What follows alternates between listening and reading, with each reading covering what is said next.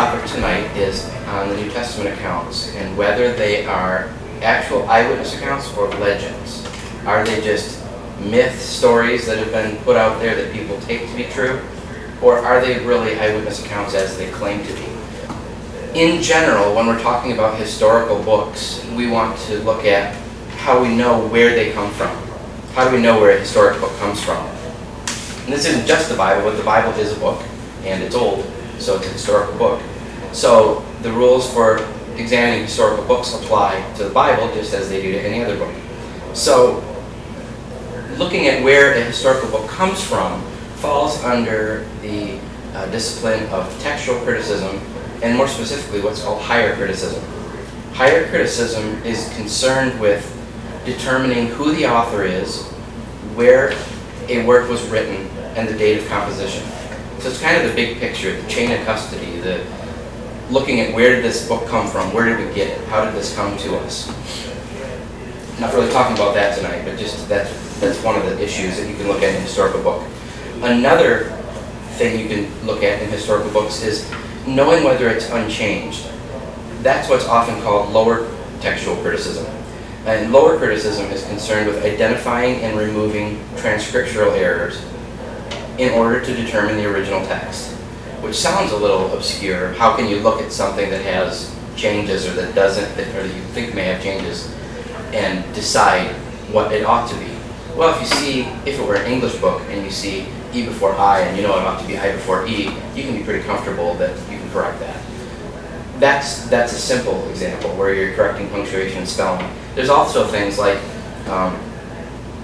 looking at the number of manuscripts. And an example I like to use here, with the number of manuscripts we have available, there are something like 24,000 manuscripts of the New Testament, which in a manuscript just means a fragment or a portion of a book. It doesn't mean 24,000 copies of the Bible necessarily, but 24,000 pieces that are manuscripts of the Bible. Because we have so many, we can compare them and see where the errors lie. And there are errors, but it's a matter of looking at what errors matter and what don't.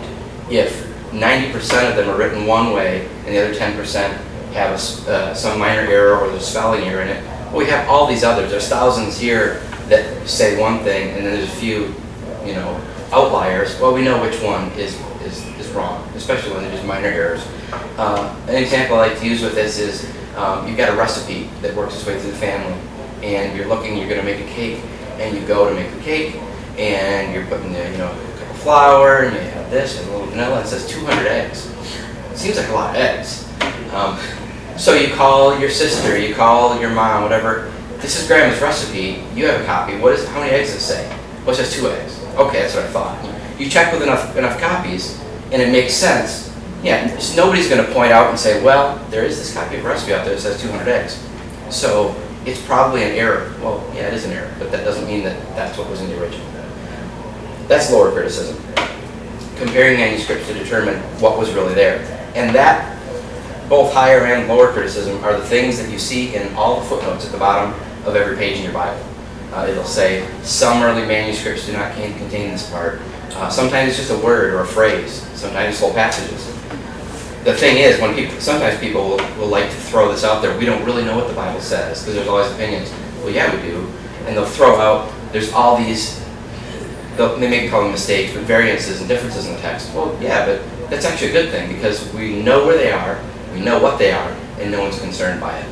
So, then that's why we don't hide them. We put them right at the bottom of every page so you can see what they are.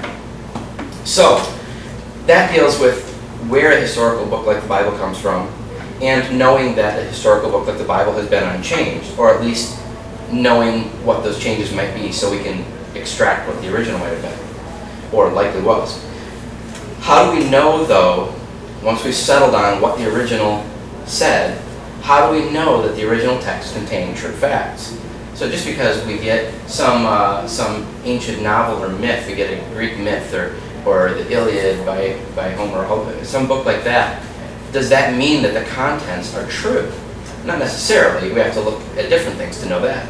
So one of the things that we can look at, and that we're going to look at tonight in determining this, is looking at internal cohesion an agreement between things in the Bible and other known facts or other works.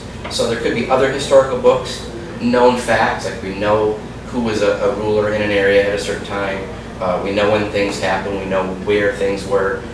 So we compare, does this line up with something we know? If we're reading a book and it says, yeah, and then I walked to Detroit from Traverse City and it took me an hour, that doesn't line up with what we know, so that would be a discrepancy we'd wonder about.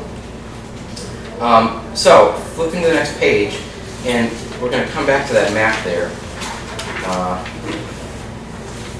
How do we know, or how does the New Testament in the Bible fare as a historical document? And now we're looking primarily, almost exclusively, at the eyewitness accounts, which would be Matthew, Mark, Luke, John, and Acts. So we've got 5 books, 4 authors, and these books, certainly there's all kinds of history throughout the rest of the New Testament, but these books are almost exclusively historical or timeline, narrative. They're not as much instruction, there certainly is a lot of instruction, but there's a lot of, it is a chronological, it's not just a letter, it's a chronological account. So, what can we know by looking at them? First of all, where were they written? And this is getting back to the higher criticism issue. Early tradition, meaning the first couple centuries of the church, the early church, they had a tradition of who wrote books, where they wrote them, when they wrote them. And for the most part, they were probably right on most of those things. They were closest to the facts, so they would probably know them. They handed them down. Not in all cases are they true. Sometimes it could just be a legend that developed. But in this case, early tradition says that Matthew was written in Judea by Matthew. Mark was written by Mark in Rome. Luke was written by Luke in either Antioch, Achaia, or Rome. I think Antioch is the leading contender. And John was written in Ephesus. Mark and Luke are the most decided upon, that those were the authors. There's some people that counter that Matthew may not have been written by Matthew, might have been someone else. That's a very minority opinion. John, there are more people that hold that John was not actually written by the Apostle John, but perhaps was written by his followers. So it would be something like the sayings of John, or teachings that John gave us about that Jesus said, which wouldn't make it any less reliable. But that is, again, that's a minority opinion as well. I think that probably most scholars do believe that John wrote it. But I just throw that out there, so it's not, if you hear that, it's really not a threat. It is the gospel according to John, even if it was secondhand, basically it was dictated, if potentially. There is that was, like I said, early tradition. There's a guy named Gerd Thiessen, I think I'm saying it right, who is a current scholar, contemporary, not especially conservative, I don't believe. He has a slightly different take. He believes Matthew and Mark were both written in Syria, Luke written in Rome, and then John, he holds to John was written by a number of people, that it was started in Palestine or Syria, and it continued to be written throughout Asia Minor. Bottom line, though, is none of those are Israel. None of those authors or books wrote about the events they recorded in the area they happened. It was all outside of Israel. Even Bart Ehrman, who is one of the more noted critics, very smart guy, very well spoken, but an atheist, he even agrees that they weren't written in Israel where the events happened. If you flip back to that map on the prior page and look where I put 6 or 7 big dots on it, just to kind of show the range of space that is covered here. The far left, upper left, that's Rome. Moving to the right, down just to the lower left of where the label of Greece is, that's Achaia. Moving to the right is Ephesus. Then even farther to the right is Antioch. I suppose you'd call it east. Right below Antioch and to the east is Syria. I mean, it's just we know, like I said, that Thiessen thinks that Matthew and Mark were written in Syria. That's a big country. We don't know where in there, but you can see it's not Israel. You can see that the dot second lowest to the bottom, second farthest south is Israel in general, where the majority of the events took place, and then the lower dot is Judea.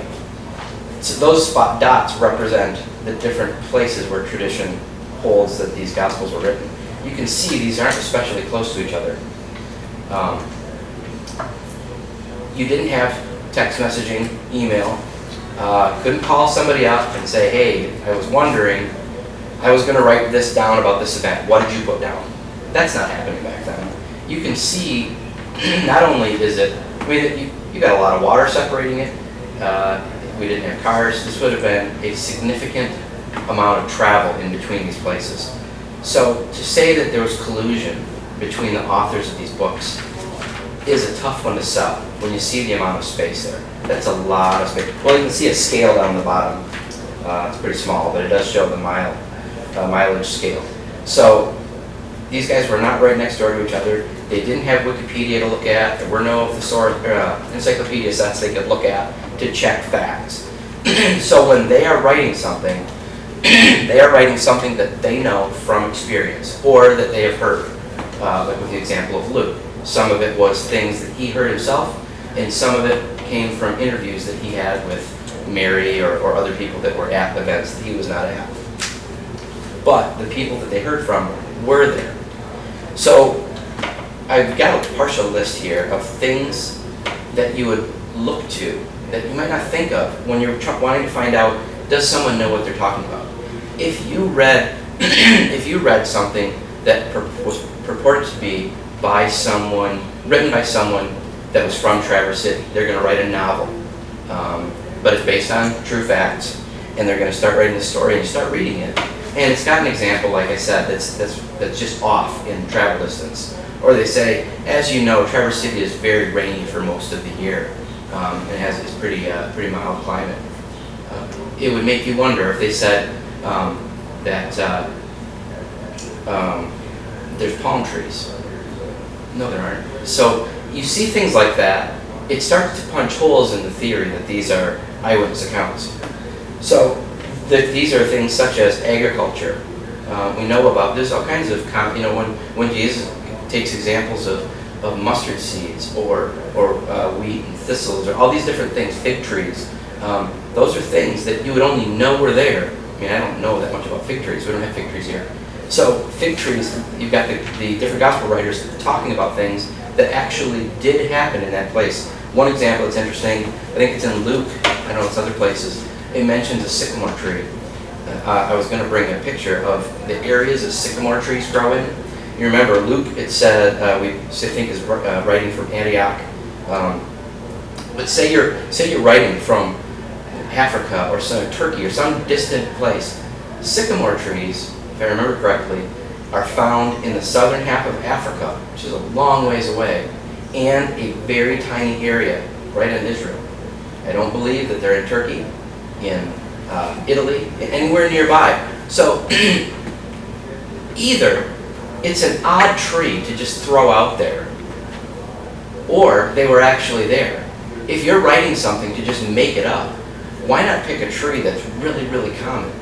Or maybe he did pick a tree that was common where he was. But why pick something that's, unless it actually exists there, why would you mention something that could be, how would he know anything about sycamore trees? He wouldn't have read it online or learned about it at school, and that didn't happen.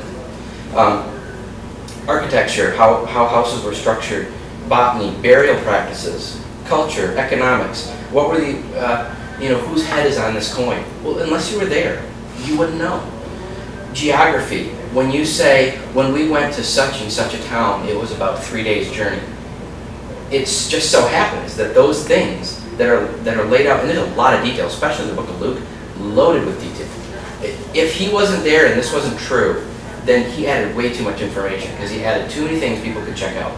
But it turns out when there is a mention of, we wanted to go here, but naturally it was the rainy season, so we had to go around this, or because there's a mountain in the way, it would take longer, or things like that. How do you know this unless you're there? Number of other things, social stratification, weather patterns, anything that is mentioned, and all of those and more are mentioned, some more than others, but wherever they're mentioned, they were correct. And remember too, these things were written. This was not, they're not sitting there with pen and paper as Jesus is writing, hold on a minute, and writing this down. This is decades after the fact. So if someone were to ask you to make up a story of something that happened 20, 30 years ago, and you have to be right about what's going on, you'd be going, okay, let's see, so we're talking about 90s, 80s. Okay, what would I want to make sure that if I include a reference to the president, it's the right one. I can't reference that because that road hadn't been built yet. You want to make sure all those details are correct. But if you're remembering something that actually happened, you don't have to think when you were a kid, let's see, was that road paved or not? I want to make sure I get this right. Well, you remember it. I remember it was hot and a dusty road, and it was two lanes back then. And so you remember things if they actually happened. But if you're making them up, it's even harder the more time is removed. So there's other things, just specifically looking at names, personal names. This one's very interesting because it's actually quite recent. Within the last 10 or 15 years, there have been studies of 3,000 names of not just Jews, but Jews in Palestine. Because it turns out that not only are there specific Jewish names, which we hear names that are Jewish, especially last names today, and we know they're Jewish, but the names that were had by Jews in Palestine were different from Jews in Egypt or Turkey or wherever. So they went through and cataloged all 3,000 known names of Jews in Palestine at that time, at the time of the gospel events. Here's why it's interesting. There are several things about names that are, if you think about it, are actually pretty common sense. For instance, how many people do you know named Ulrich or Ferdinand or Bjorn? Not a lot, but they're common names today, but not here. They're common in other countries. So names are regional. I mean, that has always been the case, and it still is today. In this study of names, what they looked at was bone boxes, which are kind of the tombstones today. They inscribe a name. This is so and so, son of this and that. So they take any of these names that they knew were from a period. Any names from Josephus and Tacitus in the Bible, and anywhere else that has names from that period recorded in any fashion. They would record them and tally them up. Okay, here's another Simeon, and see how many Jewish names there were of each, and see which is most popular. We've got a chart here that ranks the order of names that they found. The number one most popular name was Simon or Simeon. Simeon's a variant.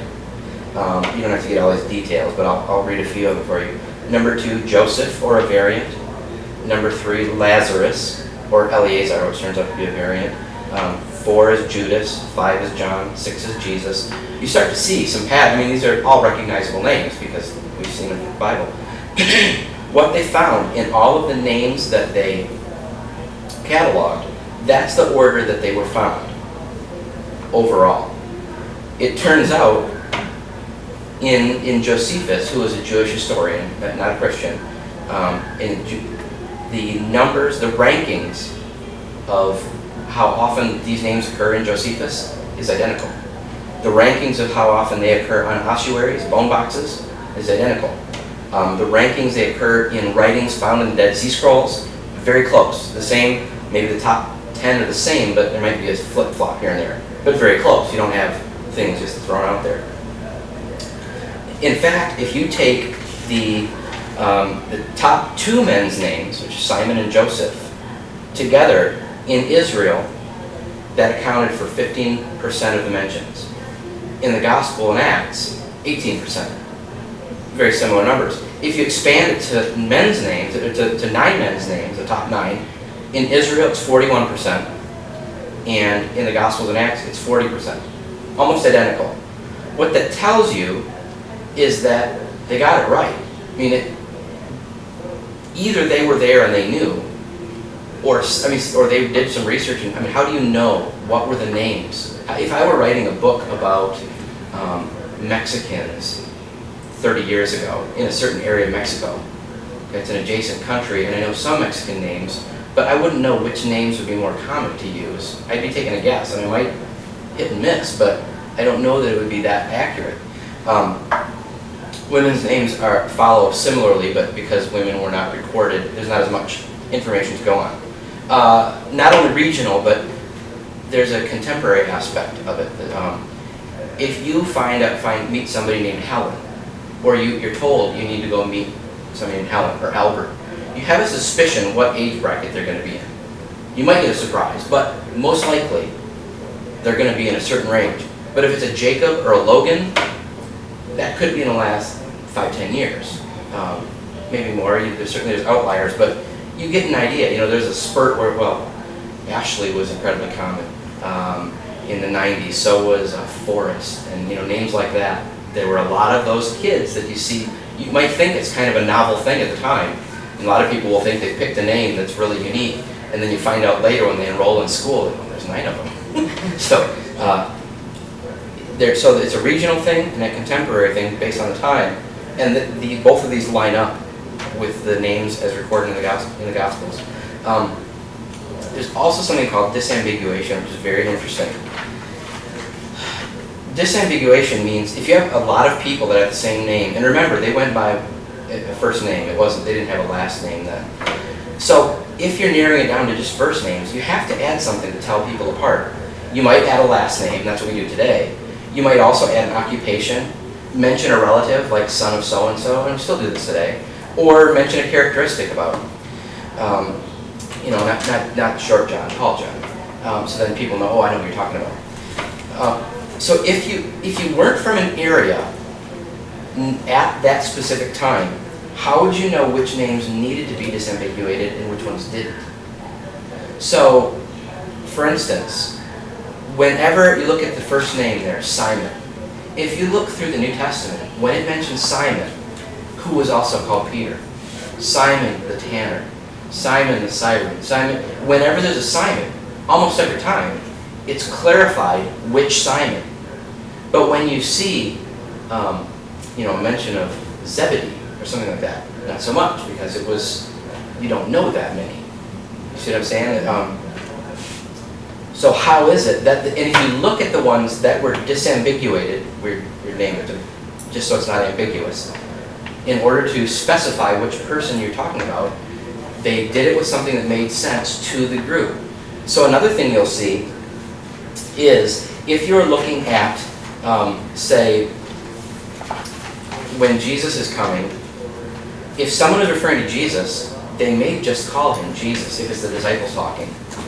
If Jesus is walking into a particular area where he's not from, if he's in another town, they might say, here comes Jesus of Nazareth. But the disciples didn't call him Jesus of Nazareth amongst each other.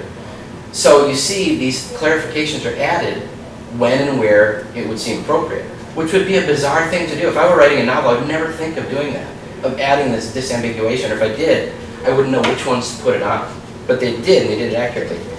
What's interesting here, here's a list of the disciples in Matthew 10, when it lists the names of the disciples. It says the names of the 12 disciples are these. When it lists them, I'll give you the number of where they rank in order of commonality. First it says, Simon called Peter. Simon is number 1 in the list. So it said called Peter. So they clarified, disambiguated which Simon it was. And Andrew, his brother, which I guess is a bit of a disambiguation, but I think it was just connecting it. It didn't really say Andrew who. James, which is 11th most common, the son of Zebedee. So you know which James. And John, which is number 5, his brother. So we're clarifying which James and which John. Next was Philip. No clarification because Philip is number 61 on the list. You didn't need to clarify it. And Bartholomew, that's number 50. Thomas and Matthew the tax collector. Thomas isn't even on the list. It's well below 100. Matthew was number 9, so he's called Matthew the tax collector. James the son of Alphaeus. Well, we've got 2 James in the list. So we said the son of Zebedee and the son of Alphaeus. Then we've got Thaddeus. Thaddeus was down to number 39. No clarification. And then again, another Simon, the Canaanian. So again, we're clarifying which Simon. And then Judas Iscariot. Judas was the 4th most popular name, so we want to clarify which Judas we're talking about. And then it adds who also betrayed him. And what's interesting too, it even happens in dialogue. Like I mentioned the example with Jesus. Here comes Jesus of Nazareth. even without, besides Jesus, when Herod and his daughter are talking about beheading John, which is the 5th most popular name, they always include the Baptist. Well, why would you say that? We know which John we're talking about. It's the John we start talking about this John. Well, it's because it's a common name. So we want to make sure we're clear in this discussion. Why would you add this? Lastly, under names there, memory. Names are forgettable. You can learn a name and forget somebody's name moments later, especially even much later. If you think about a movie you saw recently, let alone 10 years ago, you might remember the few of the main people's names. Often not. You just kind of remember them by looks and what the plot was and what they did. But if to remember the names, think of the secondary players. I mean, Philip, he was not a big player. He's mentioned twice by name, I think, in the Bible. Why would you remember a name like that if it weren't his name? So the point is, if the gospel writers got the names right, they got them in the order, they got them disambiguated, the right time period, the right geographical location, all that kind of stuff. If they got that right, why it wouldn't be that difficult to believe that they might get the other details right, such as geography and other things mentioned above. An interesting aside on the same topic, if you were to take the other writings of the time that we know are false, for example, the Gnostic Gospels, they claim to be the Gospel of Thomas, the Gospel of Mary. Well, Mary, incredibly common woman's name at the time, doesn't say which Mary, who wrote it. It would be an important detail if you're writing this book. But when you look in, there's another study. If you look at the number of times places are mentioned, especially like I mentioned Luke, he mentions, and we went along this such and such road. We went to the road to Damascus. We went on. We were down by this lake, which is also called. These sorts of things. All these references to place names, and which again line up with what things were called then. If you look in the Gnostics, they don't mention place names except maybe Jerusalem, which, if you're going to write a book, like if I'm writing a story about Mexico, I'm going to get in there the big names I've heard on the news, the Mexican cities I've heard of. I'm not going to mention the little tiny towns because I don't know what they are. But in the Gospels, the canonical Gospels, Matthew, Mark, Luke, John, and including Acts, those have names, location names, that line up with what we know to be true. You wouldn't add that kind of detail if you didn't know it. The Gnostics don't mention place names, mention very few people names. And the people names they do mention, there's just a handful, and they're all very common names. John, Matthew, Mary, those kinds of things. Okay, I mean, they're pretty easy shots to take, but nowhere near the detail and that the Gospels have. And also, they don't line up with those percentages I mentioned at the beginning that we find in the Dead Sea Scrolls, bone boxes, all these other sources. So the Gospels stand alone in that. That I thought was very interesting. Here's another thing. This is called a topic called Undesigned Coincidences.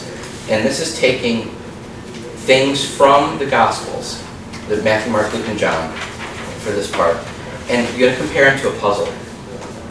We're going to look at facts that come out in the Gospels that are said that you've probably read through before, but never noticed these giant gaping holes in the story. We'll see, though, that other Gospels fill in the blanks. I'll just start on these, and I think the examples will do a better job than me trying to explain them. I've tabbed up a Bible to make it easier to find, but I have too many tabs, so we'll see if I do. The first one, titled "Who Struck You There?" Just to mention too, this list you have is from the philosophy professor at Western Michigan University, Dr. Tim McGrew, who has given me a lot of stuff. He's a very helpful guy that I met through Facebook, and he's put together a lot of information that he shares. So thanks to Tim for that. The first one, and you can see that this note at the top, what it says is the primary text is the one that's not bracketed, and then the bracket is something that fills in the blanks. He's got another chart I didn't include where he's got a square, and he writes Matthew, Mark, Luke, John, where you start to look at if Matthew clarifies something Mark said, or Matthew clarifies something Luke said, or Luke to John, or whatever, that you just draw lines, and pretty soon you see the spider web happening, which is pretty amazing. If somebody were to say, well, everybody copied Mark, and there may have been some of that, there probably was some of that going on. Yeah, but we don't see just, Luke and John and Matthew aren't all just portions of Mark. There's a lot of new information too. So where did that come from? And how is it that they all fit together? And not all the lines go to Mark, they go all over the place. So for instance, the first one, Matthew 26, verse 67 and 68 says, "Then they spat in his face and beat him with their fists, and others slapped him, and said, 'Prophesy to us, you Christ, who is the one who hit you?'" Just looking at those two verses, that sounds kind of odd. Why would you hit somebody, slap them around, spit on them, and then ask them to say who hit you? That just seems an odd thing to say. Why would you go there? Flip over to Luke 22. Need a better system. I got too many stickers. Luke 22, verses 63 and 64. "And the men who were holding Jesus in custody were mocking him and beating him," which sounds like the beginning of this read. "And they blindfolded him and were asking him, 'Prophesy, who is the one who hit you?'" Okay, that's why we're saying prophesy who hit you. They're mocking him. Okay, if you can tell things that you ought not know, we're going to put a blindfold on you and then tell us this fact. Why would Matthew record, "Prophesy who hit you"? Why would he say that if there are no blindfold on? Unless that's actually what they said. He remembered that and then either forgot the blindfold part or didn't include it for whatever reason. But the fact that you see the same thing recorded both places and then you see it in Luke, go, oh, that's why that would have happened. Pretty amazing. It happens once. It's kind of like putting a puzzle together. You find two pieces that line up and the picture kind of matches and they feel like a pretty good fit. That might happen once. But once you start having 8 or 10 pieces that all fit together and the picture looks the same, like they go together, well, maybe because they do. Maybe because it actually is that way, not because it's made up. Okay, the third one, Mark 6:31. This is Jesus talking. He said to them, "Come away by yourselves to a lonely place and rest a while. For there were many people coming and going, and they did not have time to eat." Why? That's just a bizarre statement. Why?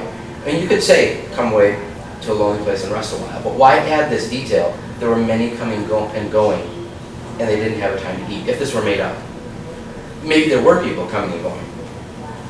If we look in John 6:4, John writes, "Now the Passover, the feast of the Jews, was at hand. There were many coming and going. They all went to Jerusalem to celebrate Passover." Number 5. It's getting me hopping all around. Okay, Matthew 8:16. "And when evening had come, they brought to him many who were demon-possessed, and he cast out their spirits with the word and healed all who were ill." Why wait till evening? Or why include the detail of waiting till evening? Why would you put that in there? That just seems a bizarre thing to add. Until we look at what Mark wrote. In Mark 6:21, "And they went into Capernaum, and immediately on the Sabbath he entered the synagogue and began to teach." Then it goes on to talk about, after the teaching, he did this healing. It's a Sabbath. According to Jewish, the way they counted days, you don't do that on the Sabbath. Once it was evening, then it was okay. That's why that happened. Putting those two together fills out the story and makes it make sense. You understand why that detail's there. Just for clarification, yeah. You said Mark 6:21, but this says 1:21. 120. Yeah, I've got a 6 written by it. 121. I've got too many numbers going on. Okay, on the Transfiguration, Luke 9. "And some 8 days after these sayings, it came about that he took along Peter and John and James and went up to the mountain to pray. While he was praying, the appearance of his face became different. His clothing became white and gleaming. And behold, 2 men were talking with him, and they were Moses and Elijah, who, appearing in glory, were speaking of his departure, which he was about to accomplish at Jerusalem. Now Peter and his companions had been overcome with sleep, but they were fully awake. They saw his glory and the 2 men standing with him." So dead guys that they see, kind of a big deal. I would think stand out. "It came about, as these were parting from him, Peter said to Jesus, Master, it is good for us to be here, and let us make 3 tabernacles, one for you, one for Moses, one for Elijah, not realizing what he was saying. When he was saying this, a cloud formed and began to overshadow them, and they were afraid as they entered the cloud. Crazy things happening, not your normal, everyday kind of stuff. And a voice came out of the cloud, saying, "This is my son, my chosen one. This is my son, my chosen one. Listen to him." And then when the voice had spoken, Jesus was found alone.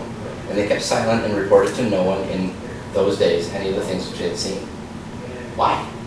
That's a lot of crazy things just happened. Why would you not say anything? Because it sounds like something you'd want to tell other people about. Yeah, I saw Moses, all the other books that we read, the Old Testament. I saw him. But why not say that to anyone? Except when we look at Mark 9:9, which has the same story, but ends this way. And as they're coming down from the mountain, he gave them orders not to relate to anyone what they had seen until the Son of Man should rise from the dead. So this is why they didn't say anything. So Luke did record it correctly. He just left out that detail, and Mark fills in the blanks why that happened. Here's one that I've always liked: the feeding the 5,000. We'll start in John 6. Okay, John 6 verse 5 says, "Jesus, therefore lifting up his eyes, and seeing that a great multitude was coming to him, and said to Philip, Where are we to buy bread that these may eat?" Okay, he's feeding 5,000. Like I said, I think Philip is only mentioned twice by name. Why on earth? Why would you go to Philip? If you're making this up, if you're making the story up, why don't you go with the big names? Or maybe go with Judas. He's the guy that held the money. Or you go with John or Peter, because they're the guys that are usually running the show in some sense. Why go to Philip? But Jesus asked Philip, where should we buy bread for 5,000 people? So, in order to find the answer for that, go 2 places. Take some patchwork here. Luke 9:10 says this, same story, feeding the 5,000. But we just got a name, we got a who, we got Peter, but then we've got a where added here. When the apostles returned, they gave an account to him of all that they had done. And taking them with him, he withdrew himself to a city called Bethsaida. Then it starts talking about all these people gathering. So they're in Bethsaida, and then all these people gather, and they're in Bethsaida. It records on Luke. John records that that Jesus asked Philip where they should get some, or where we get some bread. Then in John, this puts the last piece together. In verse 21 of chapter 12, it says, "These therefore came to Philip, who was from Bethsaida of Galilee, and began to ask him, saying," so why did Jesus talk to Philip? Because he was from Bethsaida. And we know he's from Bethsaida because that's something that Luke happened to record. So you see all these details coming together, that just to have these holes left in these places that happen to be filled by others and have it be a fluke of people that are writing from different times and in all different parts of the world, of that area anyway, is a pretty tough case to make. We have one more here, and there's a whole bunch more, but I'll just read this one, more than these. It starts out in John, and it says in verse 15 of chapter 21, "So when they had finished breakfast, Jesus said to Simon Peter, 'Simon, son of John, do you love me more than these?' And he said, 'Yes, Lord, you know that I love you.' And he said, 'Tend my lambs.'" That's a weird thing to ask. Not just do you love me, but do you love me more than these? Why would he say, and it just doesn't sound very nice. I mean, Peter, do you love me more than the other disciples do? Because, is he being hard on him? Or is he being hard on the other disciples? Because they're not, they don't love him very much. Why would he say, you love me more than these? Well, in Matthew, we read, verse 33, chapter 26. This is when Peter had first said that I won't betray you. Peter answered and said to him, "Even though all may fall away because of you, I will never fall away." So Peter was the one back before the crucifixion, he was the one that said, not only will I not betray you, but even though everyone else may fall away, all these other guys might, I won't. I'll be the one that'll stick it out. But, so then in the end, after the resurrection, Jesus says to Peter, do you love me more than these? That's why he's saying more than these, because that was the level that Peter had raised it to, and Jesus was referring to that. Two different people recording this, different details of it. How would they come up with this if it didn't actually happen that way? Lying witnesses leave gaping holes or add way too much detail. If you're interviewing suspects or just questioning people to try and find out what happened for a crime, they either add way too much detail out of guilt that they shouldn't have added, or leave giant gaping holes. But the truth is usually, it just comes out naturally. You add detail where you think it's important, and you leave holes because it doesn't occur to you to fill it in. It just comes out as it comes out. But if it's true, the way investigators know that these are true is when they get all this patchwork of information from different people, truth has a certain ring to it, and it fits with other things. If that happens, then we go, this is probably what happened. It would be too hard to make this story up. But when the details, if it doesn't work out that way, if you add too many details, it's always wrong. You add things you shouldn't have, or you add holes, or you leave holes and somebody fills them in, and it doesn't work out right. What were you wearing? A yellow shirt. What was he wearing? A purple sweatshirt. It doesn't work. So when you see things that actually go together, it's probably because of the truth that, like I said at the beginning, if you see one or two things that go together, you might think, wow, that's interesting. But you see a list of these, and there's 20 here, and the list is building. There's quite a list of these kind of things. It makes it very difficult to say that this is a coincidence.